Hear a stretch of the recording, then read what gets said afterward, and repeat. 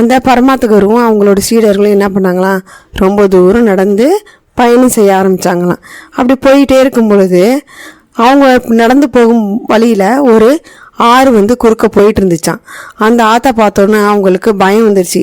இந்த ஆற்றை கடந்தால் தான் நம்ம வேறு ஊருக்கு போக முடியும் அப்படின்னு ஒரு சூழ்நிலை இருக்குது. அதனால நம்ம என்ன செய்கிறது அப்படின்னு குரு கேட்டாராம். அதுக்கு அதில் ஒரு சீடன் சொன்னாராம், சரி இந்த ஆறு ஆழமாக இருக்குமா, இல்லை நம்ம எல்லாரும் பயப்படுற மாதிரி ஏதாவது செய்யுமா அப்படின்னு சொல்லி பயமாக இருக்குது அப்படின்னு சொன்னோன்னே அந்த பக்கமாக அந்த ஒரு வழிப்போக்கன்ட்ட கேட்டாங்களாம், இந்த ஆறு எவ்வளோ தூரங்க போகுது, இந்த ஆறு அலை எதுவும் அதிகமாக வருமா, இல்லை நீங்கள் எல்லாம் முழுங்கிடுமா அப்படின்னு சொல்லி கேட்டோன்னே, சின்னாடா இது இந்த ஆற்றை பற்றி இப்படியும் ஒரு கேள்வியெல்லாம் கேட்குறானுங்களே அப்படின்னு சொல்லிட்டு அந்த வழிப்போக்கனுக்கு ஒரு சந்தேகம் வந்துச்சான். சரி இவங்களை எப்படியாவது ஏமாற்றணும் அப்படின்னு சொல்லிட்டு நான் ஒரு கருத்து சொல்கிறேன், அது கேட்குறீங்களா அப்படின்னு சொன்னாராம்.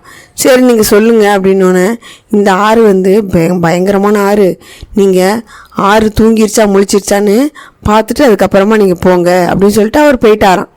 உடனே அதில் ஒரு சீடன் என்ன பண்ணாராம், குருவே இந்த ஆறு தூங்கிருச்சா முழிச்சிருக்கான்னு நம்ம எப்படி கண்டுபிடிக்கிறது அப்படின்னு சொல்லி கேட்டாங்களாம். அதுக்கு அந்த குரு சொன்னாராம், சரி இங்கே யாரோ சமைச்சிட்டு அடுப்பு அணையாமல் ஒரு கொல்லிக்கட்டையை போட்டுட்டு போயிருக்காங்க, அதை எடுத்துகிட்டு போய் அந்த தண்ணியில் நினச்சிப்பார், அது முழிச்சிருந்தாக்கா சத்தம் கொடுக்கும், இல்லைன்னா சத்தமே இல்லாமல் இருக்கும் அப்படின்னு சொன்னாராம். சரின்னா அந்த கொல்லிக்கட்டையை எடுத்துகிட்டு போய் அந்த சீடன் என்ன பண்ணானா தண்ணியில் விட்டானான். தண்ணியில் விட்டோன்னே அந்த கொல்லிக்கட்டையிலேருந்து அந்த நெருப்பு அணைஞ்சி புஷ் அப்படின்னு ஒரு சத்தம் கேட்டுச்சான். உடனே பயந்துக்கிட்டு உடையாந்துட்டானான். உடையாந்து அவனோட உடம்பெல்லாம் அப்படி நடுங்குதான். ஐயா இந்த ஆறு தூங்கவே இல்லை, முழிச்சிக்கிட்டு இருக்கு, இல்லைன்னா இவ்வளோ பெரிய சத்தம் கொடுக்காது அப்படின்னு சொல்லி கொஞ்சம் நேரம் கழித்து நம்ம போய் பார்ப்போம் அப்படின்னு சொன்னாராம். சரிண்ணா அடுத்தது, சரி மிலாச்சா நீ போய் பார்த்துட்டு வா அப்படின்னு சொல்லி அனுப்புனாங்களாம். அந்த மிலாச்சனை என்ன பண்ணாராம், அந்த அணைஞ்ச குச்சியவே எடுத்துகிட்டு போய் ஆற்றுக்குள்ளே விட்டானான். விட்டோன்னே அந்த ஆறு என்ன பண்ணிச்சான், சத்தமே கொடுக்கவே இல்லையாம்.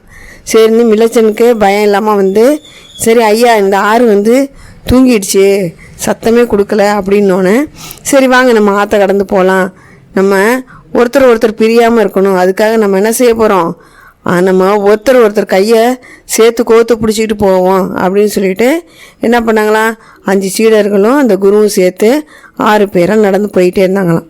அந்த ஆற்றை கடந்துகிட்டு இருக்கும்போது ஒரு ஆளோட கால் இன்னொரு ஆள் காலில் இடறிடுச்சான். இடன்னொன்று, ஆஹா இந்த ஆறு என்னை பயமுடுத்துது, என்னை தடி கூட்டி குழுவ வைக்குது அப்படின்னு சொன்னோன்னே